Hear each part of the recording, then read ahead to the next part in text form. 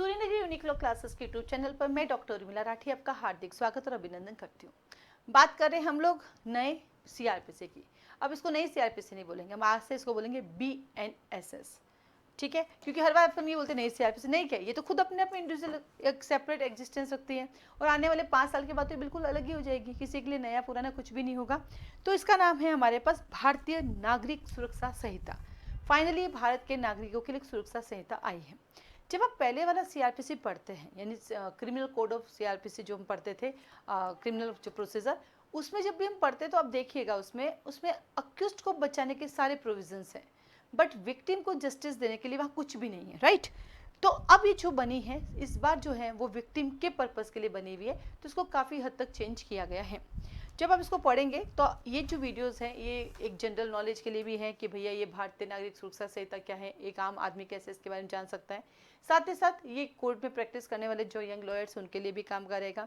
साथ ही साथ पुलिस को इसको कैसे अपने आप में इसको अप्लाई करना उसके लिए भी है, और द एंड कि जुडिशियल पॉइंट ऑफ व्यू से वेरी इंपॉर्टेंट रहेगा क्योंकि वो कैसे इनको याद कर सकते हैं, ठीक है। आइए हम बात करते हैं भारतीय नागरिक सुरक्षा संहिता, जिसको अभी हमने एक शॉर्ट नेम दे दिया है। अब इसका हमने एक शॉर्ट नाम रख लिया। देखो निक नेम होना जरूरी है, बिना निक नेम के काम नहीं चलता है, तो अपन इसका निक नेम रख लिया है और वो है बीएनएसएस। इसका निक नेम क्या रखा हम लोगों ने, बीएनएसएस रख लिया है, बीएनएसएस, भारतीय नागरिक सुरक्षा संहिता। तो आप भी जब कभी बोलना तो बीएनएसएस ही बोला करो इसको, ठीक है। फिर आता है इसके बाद कब की है, 2023, अभी हाल ही की है। हमारे लिए तो बिल्कुल नहीं है, लेकिन जो नए बच्चे आएंगे उनके लिए धीरे धीरे पुरानी हो जाएगी। जब धनुष नहीं, मेरा बेटा जब करेगा लॉ तब तक तो उसके लिए बहुत पुरानी हो जाएगी 2023 वाली। टोटल चैप्टर्स इसके अंदर 39 है। कितने चैप्टर इसके अंदर, 39। टोटल सेक्शन कितने, 531। शेड्यूल इसके अंदर 2 है। पहला शेड्यूल बताती है क्लासिफिकेशन ऑफ ऑफेंसेस के बारे में, और दूसरा शेड्यूल इसका बताती है फॉर्मेट के बारे में। जैसे आप कोर्ट में वकालत करते हैं तो समन का फॉर्मेट क्या होगा, वारंट का फॉर्मेट क्या होगा, बेल का फॉर्मेट क्या होगा, बॉन्ड का, वो सब सेट होता है। आपको मन से कुछ नहीं करना है, कंप्यूटर में करोगे, उस फॉर्मेट को निकालोगे, टिक करते हुए निकल जाएगा, फिर उसको भर के जैसा आपके सामने आपको पेश करना होता है। देन आता है इसका कमेंसमेंट डेट क्या है, 1 जुलाई 2024।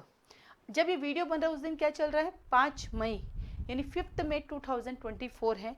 और इसका कमेंसमेंट, क्योंकि इसकी कमेंसमेंट डेट पहले अनाउंस हो गई, तो पहले अनाउंस हो गई तो मैंने लिख दी। आपके पास जो बैलेट होगा उसमें अभी नहीं लिखी हुई है, ठीक है। तो इसका है 1 जुलाई 2024, और सिग्नेचर कब हो गए, पिछले साल 25 दिसंबर 2023। एक्ट नंबर क्या, 46। इट्स मीन 2023 में इतने सारे कानून बने, इसका नंबर 46 पे है, इसलिए एक्ट नंबर क्या हो गया, 46। और पता है आपको सबसे अच्छी बात क्या है, इसके साथ हमारा बना BNS, भारतीय न्याय संहिता। वो पहले भी एक्ट नंबर 45 था उसका, जब पहले बनी थी।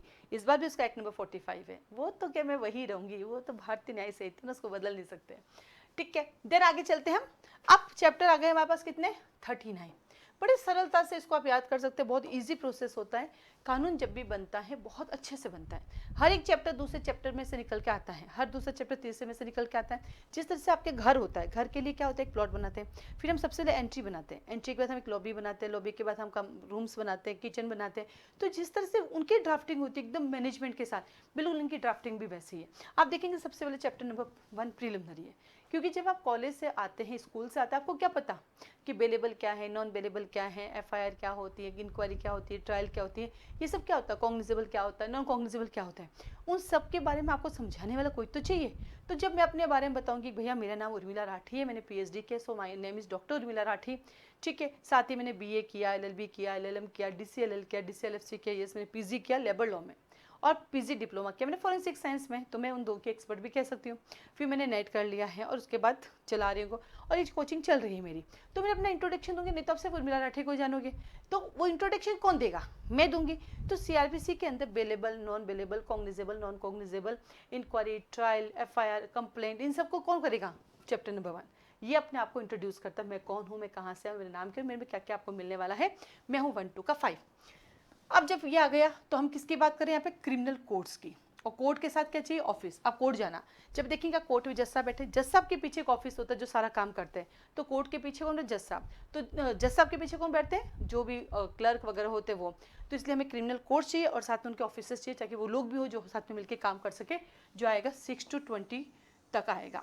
तो ये 1 2 का 5 है और 6 से 20 है। तो याद हो गया, पहला प्रीलिमिनरी 1 2 का 5, दूसरा आता है हमारे क्रिमिनल कोर्ट्स हैं उनके ऑफिसर्स जो बात करता है 6 to 20। कोर्ट आ गए, अब कोर्ट क्या करेगी, बैठी रहेगी ऐसा मक्खियाँ मारेगी? नहीं, कोर्ट काम करेगी। तो कोर्ट को काम करने के लिए क्या देनी पड़ेगी, पावर देनी पड़ेगी। ये हमारे पहले पावर होती थी, पावर ऑफ कोर्ट्स, फिर इंग्लिश थोड़ी चेंज हो गई, नाउ पावर ऑफ कोर्ट्स हो गई है, यानी कोर्ट की शक्तियाँ हो गई अब आपके। कहाँ से कहाँ तक हो गई, 21 से 29 तक। तो 1 to 5 ये आया, 6 to 20 आया, और ये आ गया 21 से 29 तक। तो याद रह जाएगा आपको आराम से, 21 से 29, 30 इसमें नहीं है, ठीक है। ऐसे ये भी याद आएगा 6 से 20 है, क्योंकि इससे 5 पहले चला गया। तो चैप्टर 1 कहता मैं हूँ प्रीलिमिनरी, मैं हूँ 1 2 का 5, चैप्टर 2 के मैं हूँ पार्ट क्रिमिनल कोर्ट्स और मेरे ऑफिसर्स है 6 to 20, और चैप्टर 3 के मुझे पार मिल गई, अब मैं यहाँ पे काम करूँगा। कहाँ से कहाँ तक, 21 से 29 तक। चैप्टर 4 कहता है कि क्या ये जज साहब के सड़कों पर जाके काम करेंगे?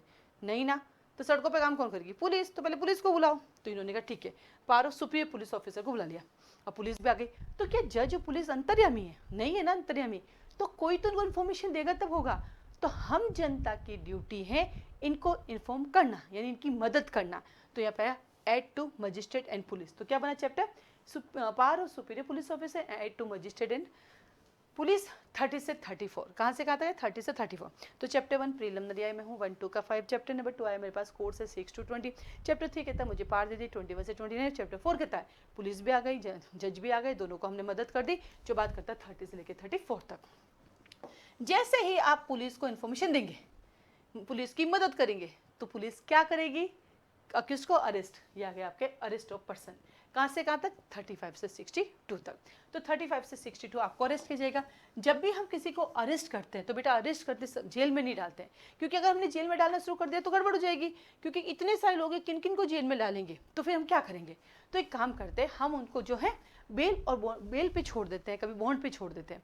तो जब हम आपको बेल और बॉन्ड पे छोड़ेंगे तो दोबारा मुझे आपको बुलाना पड़ेगा, तो मैं क्या फ़ोन करके बुलाऊंगी आपसे, नहीं तो फिर क्या करूंगी, तो मैं आपको समन भेजूंगी या मैं आपको वारंट भेजूंगी, इसको बोलते हैं प्रोसेस।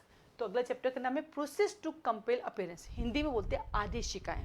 ये जो समन है, ये जो वारंट है, इसको क्या बोलते हैं, प्रोसेस। तो आया प्रोसेस टू कंपेल अपीयरेंस 63 से 93, जिसको हम 4 भागों में डिवाइड करेंगे। कितने भागों में डिवाइड करेंगे, जिसको हम 4 भागों में डिवाइड करेंगे, ठीक है। ये जब आप देखेंगे अपने बैरक में, तो पहला हमारा समन होगा, दूसरा हमारा वारंट होगा, तीसरा हमारा प्रोक्लेमेशन होगा, और चौथा अदर प्रोसीडिंग होगा।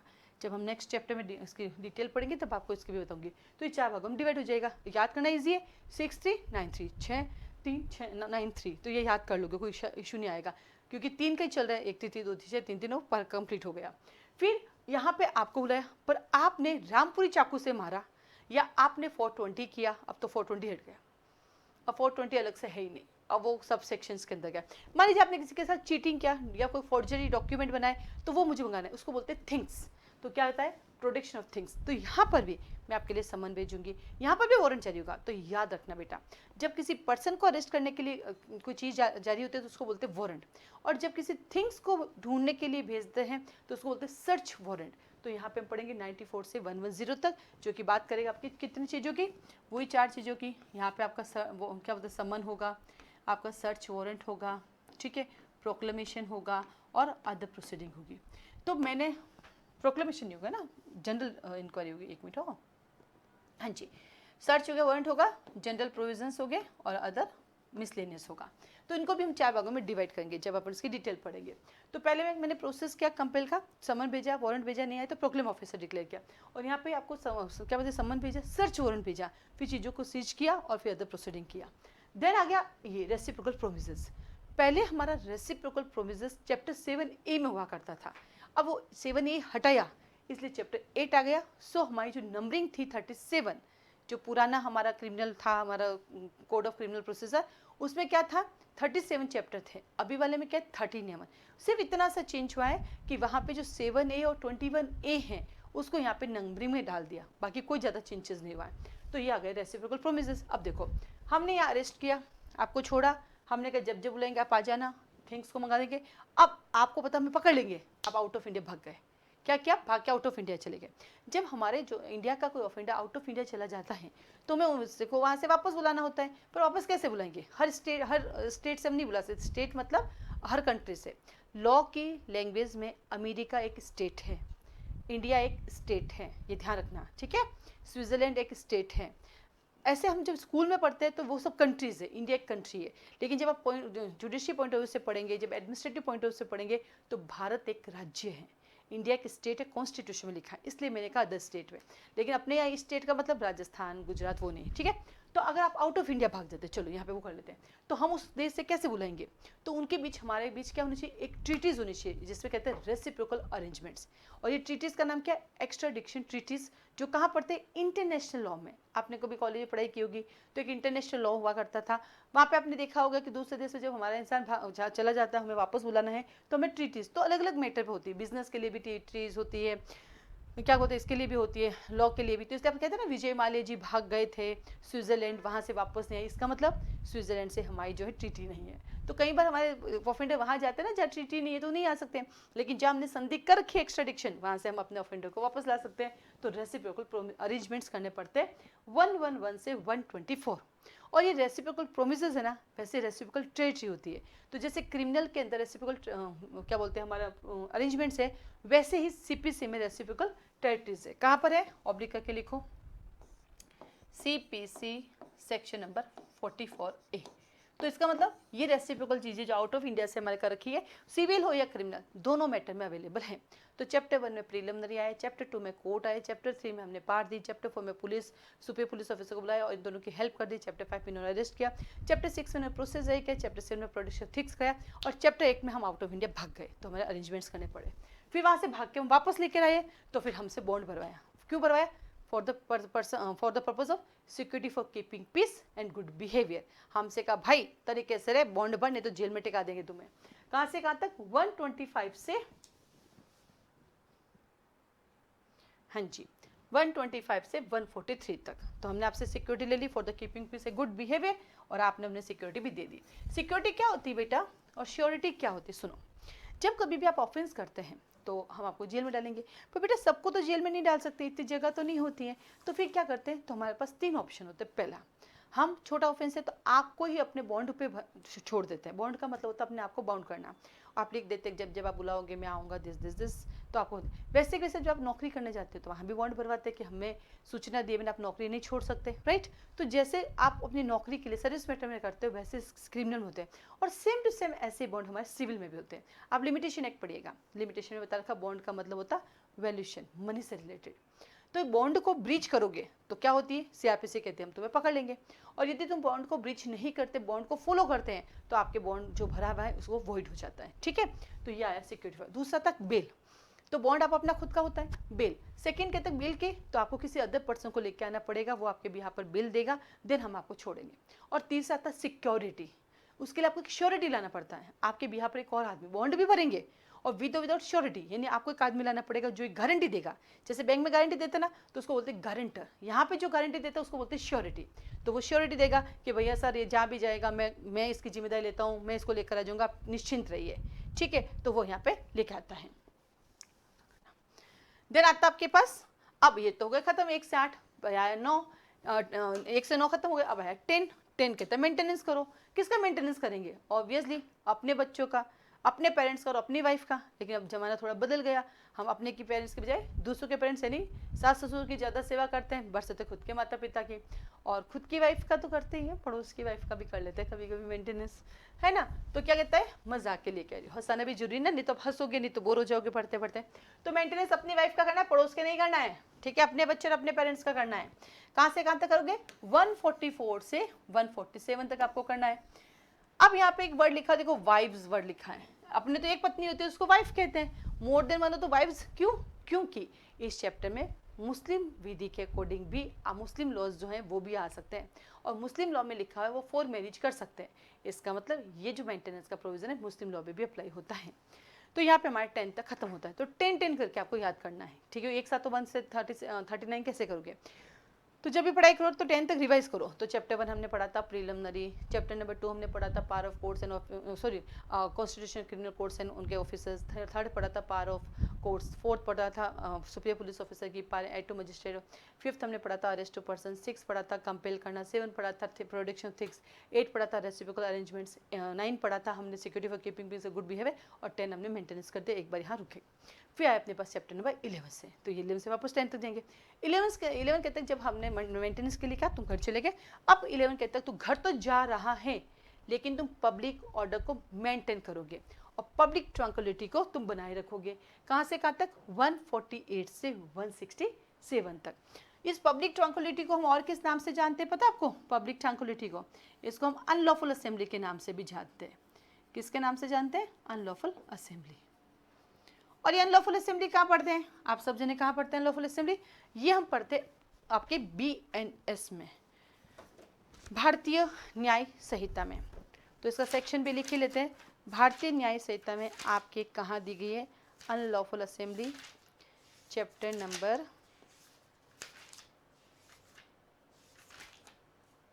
11 में। कहाँ दी गई है? Chapter number 11। तो यहाँ पे लिखो आप BNS को chapter number 11, BNS chapter number 11, और सेक्शन भी लिखी दो 189 से 197 तक दिया गया है।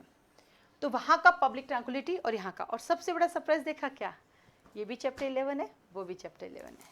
तो याद हो गया, इजी वे में याद हो गया, ये भी 11 वो भी 11। तो वो जो BNS में जो चैप्टर 11 दिया गया उसका प्रोसीजर यहाँ पे दिया हुआ है, ठीक है।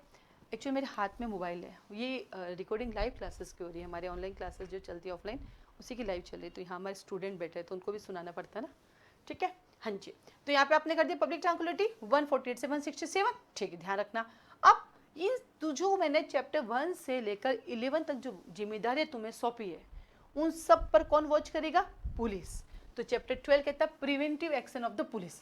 पुलिस आप सबका ध्यान रखेगी 168 से 172 तक। इतना होने के बाद भी आपने किया ऑफेंस, तो मैं आपके खिलाफ क्या करूंगी? पुलिस को इन्फॉर्मेशन दूंगी और पुलिस उसका क्या करेगी? उसकी इन्वेस्टिगेशन करेगी। तो चैप्टर नंबर 13 कहता है information to police and police start to investigation. कहाँ से कहाँ तक? 173 से 196 पुलिस ने इन्वेस्टिगेशन किया, इन्वेस्टिगेशन करके आपको पकड़ लिया। अब पुलिस लेके जाएगी मजिस्ट्रेट के पास, पर कहाँ? कौन से मजिस्ट्रेट के पास? बहुत सारे मजिस्ट्रेट बैठे हैं, तो पुलिस क्या ढूंढेगी? Local jurisdiction. तो चैप्टर 14 कहता है पुलिस ढूंढेगी आपका local jurisdiction for the purpose of your inquiry and your trial, ठीक है। 197 से 209 तक तो पुलिस ने कोर्ट ढूंढा और वहां भेज दिया। तो क्या किया? 11 के अंदर आपको पब्लिक ट्रैंक्विलिटी बनाए रखने के लिए कहा, 12 में पुलिस ने प्रिवेंटिव एक्शन यूज किए, और 13 में पुलिस को इन्फॉर्मेशन मिली, उन्होंने क्या क्या इन्वेस्टिगेशन किया, और 14 में पुलिस ने आपके लिए जुरिस्डिक्शन ढूंढने के बाद वो मजिस्ट्रेट के सामने लेके जाएंगे। तो मजिस्ट्रेट के सामने जाने से पहले कुछ कंडीशन फुलफिल करनी है। क्या कंडीशन फुलफिल है? देखो बेटा, जब मैटर आता है पुलिस के पास, पहले तो पुलिस को देखना है कि मैटर कॉग्निजेबल है या नॉन कॉग्निजेबल। ऐसा क्यों? क्योंकि कॉग्निजेबल होगा तभी एफआईआर दर्ज होगी, नॉन कॉग्निजेबल एफआईआर दर्ज होती नहीं है। अब वो नॉन कॉग्निजेबल एफआईआर लिखता है, रिपोर्ट लेके जाता है, मजिस्ट्रेट उसको डांट लगाता है। तो मजिस्ट्रेट कहता है ओ पुलिस, मेरे पास आने से पहले कुछ कंडीशन फुलफिल करके आना। तो अगला कहता है condition requisite for investigation and आपके बाद प्रोसीडिंग 210 से लेके 222 तक। अब वो पूरी कंडीशन को फुलफिल करेगा। तो पुलिस ने आपको यहाँ से पकड़ा, पुलिस ने इन्वेस्टिगेशन की, करके आपके लिए प्लेस ढूंढा, अपनी कंडीशन फुलफिल की और करके मजिस्ट्रेट को कंप्लेंट कर दिया। अरे ऐसे पुलिस मजिस्ट्रेट को कंप्लेंट नहीं करती, ये चैप्टर याद कराने के लिए बता रही हूँ। कंप्लेंट तो पर्सन करता है ना, लेकिन इसको याद करने के लिए कि देखो 11 में आपको पब्लिक ट्रैंक्विलिटी बनाए रखना था, 12 में पुलिस ने प्रिवेंटिव एक्शन किया, 13 में उनको इन्फॉर्मेशन दी तो उन्होंने इन्वेस्टिगेशन की, 14 में आपके लिए लोकल जुरिस्डिक्शन ढूंढा, और 15 में मजिस्ट्रेट के सामने जाने के लिए कंडीशन फुलफिल की। कंडीशन फुलफिल होती कंप्लेंट कर दी, इसे याद करने के लिए। तो कंप्लेंट टू मजिस्ट्रेट 223 से 226। अब एक और चीज़ सिखाती हूँ। देखिए हमारे पास 3 प्रोविजन है कॉग्निजेंस लेने के लिए। पहला प्रोविजन होता है ऑन कंप्लेंट, ये कंप्लेंट से मजिस्ट्रेट कॉग्निजेंस लेता है। नंबर 2 पुलिस रिपोर्ट, यहाँ पुलिस एफआईआर दर्ज कराते पहले अपन तो पुलिस रिपोर्ट पेश होती तब, और तीसरा कोर्ट सो मोटो भी ले सकता है। तो एक ये तरीका है हमारे पास कॉग्निजेंस का, एक ये तरीका हमारे पास कॉग्निजेंस का। तो ये कंप्लेंट टू मजिस्ट्रेट कहाँ से कहाँ तक? 223 से 226 याद हो जाएगा, 3 दूनी 6 तो 223 से 226 आराम से याद हो गया, ठीक है। अब जैसे मजिस्ट्रेट को आप कंप्लेंट करोगे तो मजिस्ट्रेट क्या करेगी? प्रोसीडिंग शुरू करेगी ना, अब तो ऐसे थोड़ी बैठी रहेगी। तो क्या कहता है magistrate? Commencement of proceeding, magistrate अपनी प्रोसीडिंग शुरू करेगी 227 से 233। मजिस्ट्रेट जब प्रोसीडिंग स्टार्ट करता है तो सबसे पहले लगाता है आपके ऊपर चार्ज। क्या लगाता है? चार्ज। तो चैप्टर नंबर 18 में उन्होंने लगा दिया चार्ज। तो 18 साल की उम्र में आपके ऊपर लग गया चार्ज। कैसे याद किया? जब मैं 18 साल की थी तो चार्ज लग गया। क्यों? क्योंकि लड़कियों पे चार्ज 18 साल की उम्र में ही लगता है, उससे पहले नहीं लग सकता। पूछो कैसे? क्योंकि हमारे शादी की उम्र कितनी है? 18। और जैसे 18 होती है घर में शुरू हो शादी शादी शादी। और आजकल की लड़के शादी नहीं करना चाहती है, वो कहती पहले हमें कुछ पढ़ना है, कुछ बनना है। पहले तो था शादी ही सब कुछ है, अब कहता शादी ही सब कुछ नहीं है, पहले कुछ बनूंगी फिर शादी करूंगी। आजकल तो नए ट्रेंड हो रहा है, अब तो शादी भी नहीं, अब सिर्फ लिव इन में रहेंगे तो अलग है। तो कैसे याद किया? 18 पे चार्ज लगे। ठीक है श्रुति? तो 18 पे लग गया चार्ज, कभी नहीं भूलेगी। तो श्रुति कहती मैं तो और पहले लग गया था। बाल विवाह तो नहीं हुआ बेटा तेरा? हाँ, जैसे चार्ज लग गया 234 से 247 में तो कोर्ट करेगी ट्रायल। ट्रायल हमारे पास पहले भी 4 थी, आज भी ट्रायल 4 है। सबसे पहले करेंगे सेशन ट्रायल चैप्टर 19 में 248 से 260, फिर हम करेंगे वारंट ट्रायल 261 से लेकर 273 तक, देन हम करेंगे समन ट्रायल 274 से 282 तक, और देन करेंगे समरी ट्रायल 283 से 288 तक। तो क्या किया?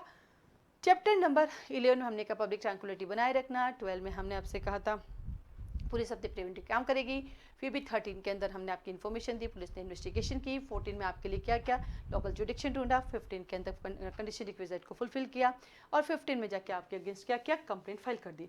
16 के अंदर आपके कंप्लेंट फाइल हो गई, फिर 16 के अंदर जो है 16 में कंप्लेंट मजिस्ट्रेट को फाइल हो गई, पहले 15 था, और 17 के अंदर जो मजिस्ट्रेट ने कमिटमेंट स्टार्ट किया, 18 में आपके ऊपर चार्ज लगाया, 19 में आपके ऊपर सेंसिटिव ट्रायल हो गई, 20 में आपके ऊपर वारंट ट्रायल हो गई, 21 में जब आप आए तो समन ट्रायल हो गई, और 22 की उम्र में फिर आपको माफ़ कर दिया, समरी ट्रायल करके छोड़ दिया। तो 18 में केस हुआ आपकी, और 22 की उम्र में आपका केस खत्म हो गया। खत्म हो गया क्यों? क्योंकि आपने अच्छाई करके प्ली बार्गेनिंग कर ली थी, इसलिए आपका केस खत्म क्यों हुआ? क्योंकि आपने 23 में आके प्ली बार्गेनिंग मांग ली कि साहब मुझे माफ़ कर दो, मुझसे गलती हो गई, आगे से मैं नहीं करूँगी। तो 18 में चार्ज लगा, 19 में आपके ऊपर सेशन ट्रायल हुई, 20 में वारंट ट्रायल हुई, 21 में समन ट्रायल हुई, 22 में समरी ट्रायल हुई, और 23 में आपने माफ़ी मांगी कि हमें माफ़ कर दीजिए। अब देखो ये 23 हुआ तो फिर से आगे दो चैप्टर बढ़ गए अपने, क्योंकि पहले 7A को बढ़ाया, फिर 21A को, ये दोनों ए थे, इनको मर्ज करके रेगुलर सीक्वेंस में दे दिया। 289 से 300 आपने प्ली बार्गेनिंग मांगी, कोर्ट को नहीं लगा कि इसको क्यों छोड़े भाई, ऑफेंडर है, क्यों छोड़े ऑफेंडर को, फिर हमारा कानून तो बदनाम हो जाएगा। तो कोर्ट ने कहा नहीं, तो हम आपको जेल में डाल देते हैं। तो अगला सेक्शन कहता है कन्फाइंड एंड डिटेंशन। ये सिर्फ याद कराने के लिए, बाकी एक्चुअल चैप्टर ये है कि जो लोग जेल के अंदर हैं उनको हम बुलाएंगे एविडेंस के लिए, बट इसको याद करने के लिए क्या था कि प्ली बार्गेनिंग नहीं हुई तो हमने उसको जेल में डाल दिया, तो उसको कन्फाइंड अरेस्ट कर दिया। चैप्टर का नाम है appearance of confined arrest person, because of यदि आप ऑफेंडर बन जाते हैं बेटा तो भी आप विटनेस रहते हैं, ठीक वैसे यदि आप कैदी हो जाते हैं तो भी भारत के नागरिक रहते हैं। तो ऑफेंडर बन जाने से, कैदी बन जाने से, प्रिजनर्स बन जाने से आपकी विटनेस पर कोई इफेक्ट नहीं पड़ता है, और आपकी सिटीजनशिप पर भी कोई इफेक्ट नहीं पड़ता। आप रहेंगे तो इंडिया के, और आप रहेंगे विटनेस से, ठीक है। तो कहाँ से कहाँ तक? 301 से 306। सेम ऐसा प्रोविजन हमारे पास सीपीसी में भी है, वहाँ पर भी आता है। कहाँ पे आता है? लिखो सीपीसी ऑर्डर नंबर 16A। क्यों बेटा? क्योंकि बेटा विटनेस तो विटनेस होता है, चाहे सिविल हो या क्रिमिनल, और विटनेस तो विटनेस होता है चाहे वो जेल में हो या नहीं। तो इसलिए ये प्रोविजन सिविल में भी होता है और ये प्रोविजन क्रिमिनल में भी होता है।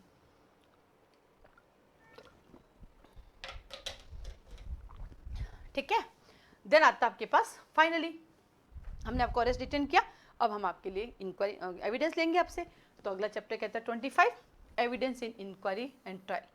इंक्वायरी ट्रायल में आपके एविडेंस कैसे कैसे लेंगे, आपको बुलाएंगे, करेंगे, पता करेंगे, चीफ एग्जामिनेशन होगी, क्रॉस एग्जामिनेशन होगी, री एग्जामिनेशन होगी, उनको लिखेंगे, लिखने का वे क्या होगा, हम आपको माफ़ी देंगे नहीं, सब कुछ हम यहाँ पे देखेंगे 307 से 336 में। अब जब हम आपके एविडेंस लेंगे तो हमें कुछ प्रोविजंस भी फॉलो करने पड़ेंगे।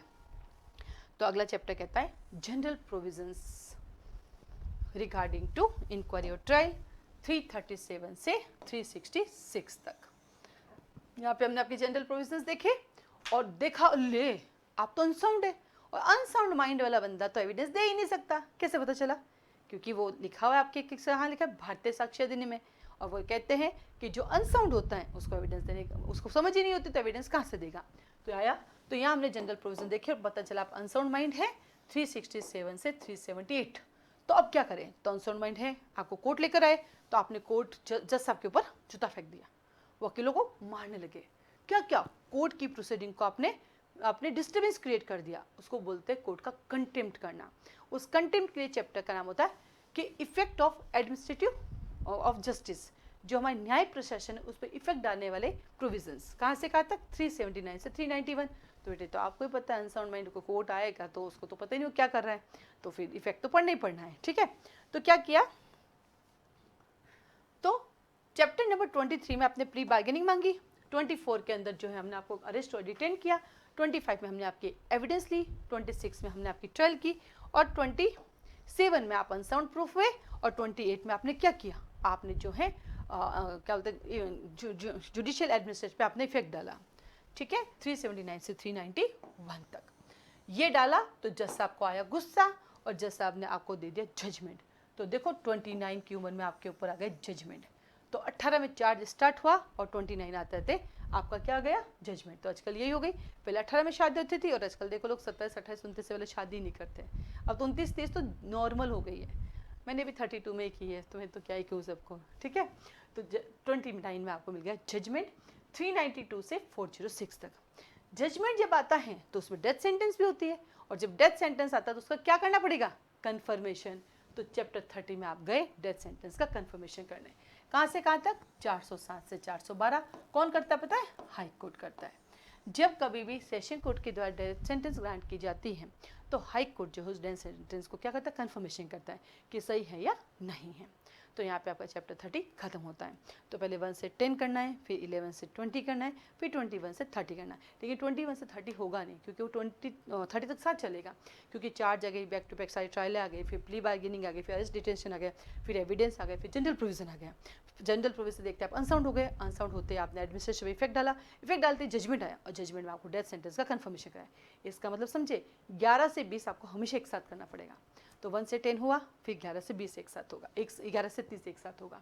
नाउ 31, जैसे आपको डेथ सेंटेंस दी तो क्या आप चुपचाप बेटे डेथ सेंटेंस ले लोगे? हाँ चढ़ा दो मैं फांसी पर, ऐसे थोड़ी होता है। तो आप क्या कहोगे, भागे भागे अपील करने जाओगे। तो यहाँ पे आपने अपील की, सेक्शन नंबर 413 से 413 से लेकर 435 तक। तो यहाँ पे आपने अपील कर दी 413 से 435 तक। पहले ये चैप्टर था, पहले अपने 413 से 435, जिसके अंदर हमारे वो था सस्पेंशन सेंटेंस, बिल्कुल यही सेम सीरीज थी पहले भी हमारे पास। एक मिनट, उसकी मैं सेक्शन वेरीफाई कर लेती हूँ, मैं लिखना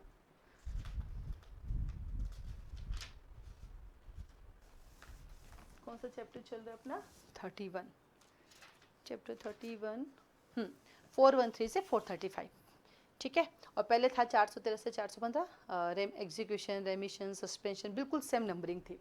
हाँ जी, तो हमने अपील कर दी 413 से 435, और जिन मैटर में अपील नहीं होती है तो क्या करोगे, तो रेफरेंस और रिवीजन में चले जाएंगे 436 से 445 तक। अब आपके अपील भी हो गई, आपका रेफरेंस रिवीजन भी हो गया, और पता चला कोर्ट ने कहा भाई डेथ सेंटेंस बरकरार रहेगी, सब जगह हार गए, फाइनली फांसी पे चढ़ना है।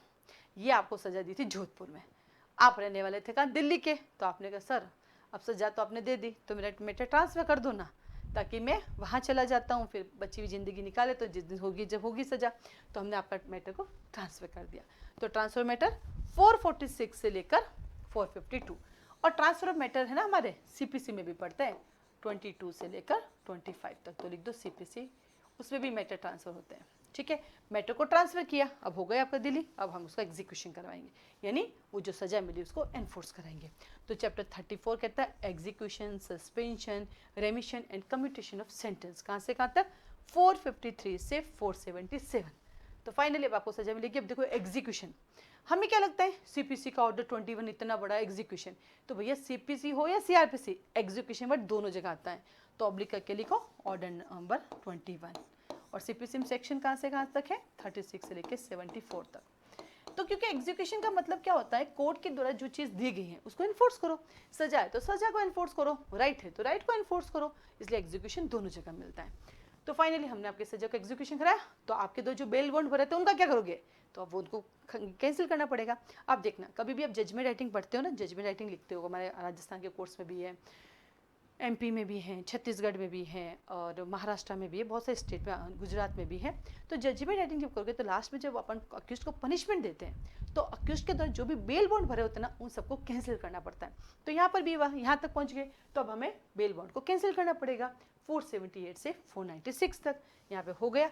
अब उस दौरान जब प्रोसीडिंग चलती है तो हम उसे बेल बॉन्ड लेते हैं, मुचलका भरवाते हैं, रिकॉग्नाइजेंस प्रॉपर्टी लेते हैं, तो उस प्रॉपर्टी का डिस्पोजल कराना पड़ता है। तो इस चैप्टर को याद कराने के लिए आया डिस्पोजल ऑफ प्रॉपर्टी। बाकी एक्चुअली इसके अंदर जो है वो अलग चीज़ है, वो कहता है जो भी प्रॉपर्टी हमने ड्यूरिंग आपने ऑफेंस ली, ट्रायल प्राप्त की, उसका डिस्पोजल। लेकिन ऐसे याद करने के लिए देखो, अपील में गए, मैटर वही अपील नहीं होती तो रेफरेंस डिवीजन किया, रेफरेंस डिवीजन में गए तो सजा बरकरार रही तो आपने मैटर ट्रांसफर कराया, मैटर जब आपका ट्रांसफर हुआ तो आपके उस एग्जीक्यूशन और सजा का जब एग्जीक्यूशन हुआ तो आपके द्वारा भरे हुए बेल बॉन्ड का क्या होगा, तो बेल बॉन्ड को हमने पहले कैंसिल किया और जो प्रॉपर्टी है आपकी उसको हमने डिस्पोजल किया। तो ऐसे याद करने के लिए कर सकते हैं। फिर अब इतनी सारी प्रोसीडिंग, अब मैं भी देखो इतनी देर से बोल रही हूँ, कई बार मेरे से भी पुरानी सीआरपी से निकल जाती है, कई बार मैं भी चूक जाती हूँ, तो गलती तो इंसान से होती है क्योंकि मनुष्य तो गलतियों का पिटारा है। तो इतनी सारी प्रोसीडिंग किसी जज ने की है, किसने की, किसी जज ने की, तो गलती तो उससे हो सकती है। तो चैप्टर कहता है इरेगुलर प्रोसीडिंग। 506 से 512 याद हो गया, 6 दूनी 12, गलती भी कहाँ से 6 से 12 और कभी नहीं भूलोगे आप, ठीक है। अब क्या होता है बेटा, कुछ इरेगुलरिटीज ऐसी होती है जिससे जस्टिस नहीं होता है, तो जब जस्टिस नहीं होता है तो हमें उसको चेंज करना पड़ता है। और कुछ गलतियाँ ऐसी होती है जिससे फर्क नहीं पड़ता है, कहते हैं ना, कभी आपसे एक बाई मिस्टेक कुछ हो जाता है, आप मुझे टक्कर लगा के चले जाते हो, आप कहते हैं सॉरी, मैं कहूँगी इट्स ओके। लेकिन कभी मेरे हाथ में ना शरबत था, आपने गिरा दिया, सॉरी, तो मुझे गुस्सा आएगा, बदले वापस शरबत की गिलास दे। ऐसा हर बार सॉरी से काम नहीं चलता। अंग्रेज चले गए, अंग्रेजी छोड़ के चले गए, तो जब मेरी गलती हो तो ऊपर से कहता सॉरी, पहले मुँह आए बक लिया, गाले निकाल दी, बोला सॉरी। खतरनाक लोग होते हैं, हम तो रहे मारवाड़ी, ठोक देते पकड़ के, भैया हमें सॉरी नहीं समझ में आती, हमें तो बदला समझ में आता है, ठीक है। तो इरेगुलर प्रोसीडिंग्स 506 से 512, 6 दूनी 12 हो गया। फिर आता है, अब ये सारी चीजें एक दायरे में होती हैं। अगर चोरी हुई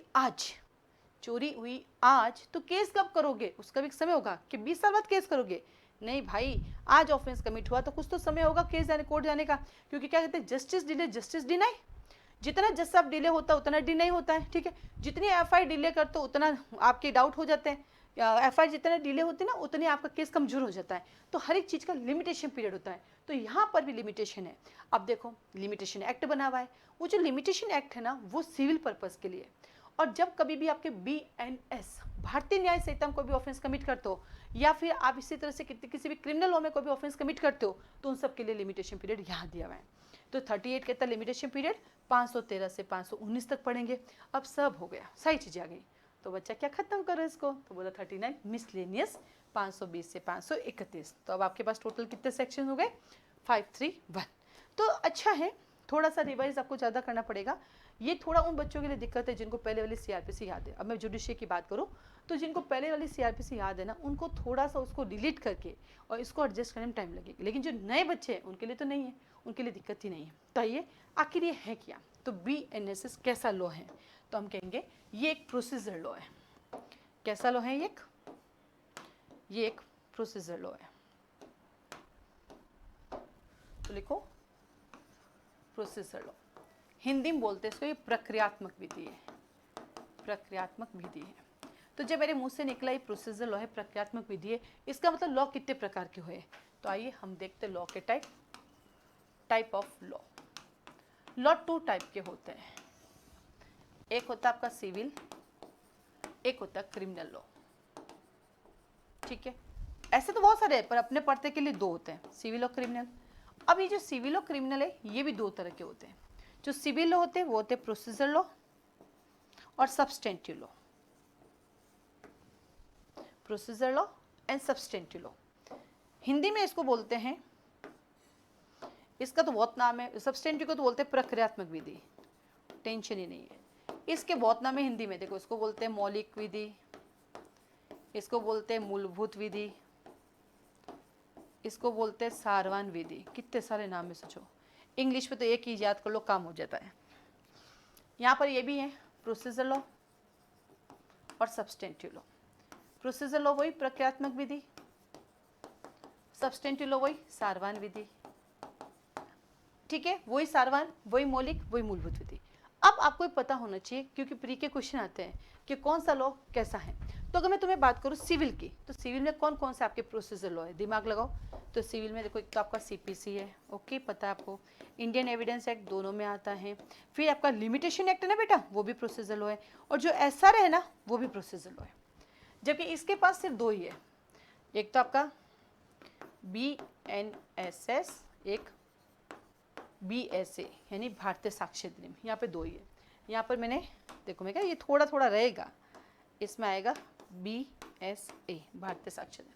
अब आता सब्सटेंटिव लॉ क्या है, आप सबको पता है, कॉन्ट्रैक्ट एक्ट, TP एक्ट। यहाँ पर सब्सटेंटिव लॉ कौन है आपका, BNS भारतीय न्याय संहिता।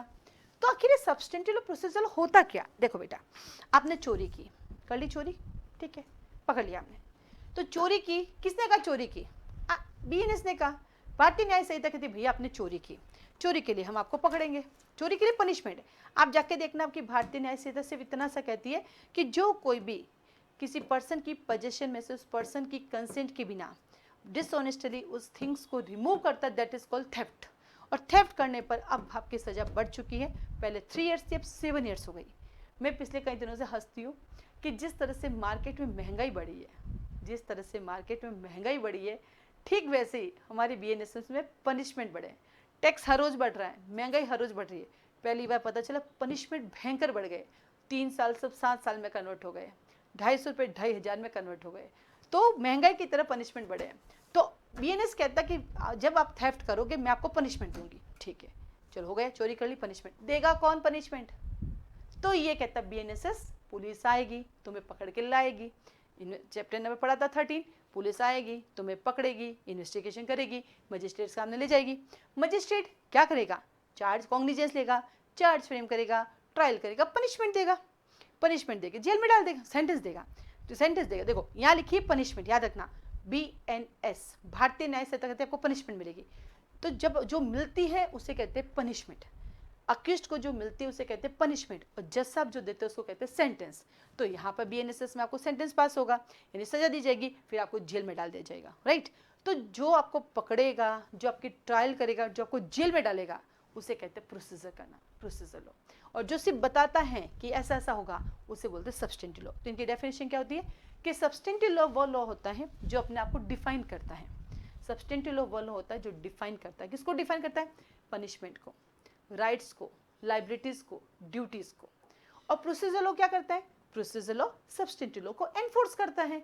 तो ये हमारा प्रोसीजर लॉ, इसका काम है कि जब भी आप भारतीय न्याय संहिता में कोई भी अपराध करेंगे, इसके अलावा JJ एक्ट हैं, पोक्सो एक्ट हैं, आपका IT एक्ट है, SC/ST एक्ट है, NDPS एक्ट है, वो सब एक क्रिमिनल लॉज के नेचर है। और वहाँ जब भी पढ़ोगे आप देखना लिखा होगा according to CRPC, domestic violence act है, वहाँ पर भी लिखता है CRPC को फॉलो किया जाएगा। अब धीरे धीरे वो सारे एक्ट चेंज होंगे क्योंकि सब जगह वर्ड यूज़ किया गया CRPC, और जब से ही आए ना अब धीरे धीरे नए जितने भी लॉज वापस बनेंगे, क्योंकि देखो वो सब तो पहले ही पब्लिश हो चुके हैं। अब आप देखना फ्यूचर में जब भी नई एडिशन निकलेंगे ना तो सब जगह लिखा आएगा BNSS भारतीय नागरिक सुरक्षा संहिता के अकॉर्डिंग फॉलो किया जाएगा, भारतीय नागरिक सुरक्षा संहिता के अकॉर्डिंग फॉलो किया जाएगा, ठीक है। तो आप समझ गए कि प्रोसीजर लॉ क्या होता है, सब्सटेंटिव लॉ क्या होता है। तो ये लॉ के हमारे दो टाइप होते हैं। अब हम बात करते हैं कोर्ट के प्रैक्टिकल की। कोर्ट के प्रैक्टिकल की हम जब बात करते हैं तो BNSS को चैप्टर नंबर 1 से नहीं पढ़ा जाता है।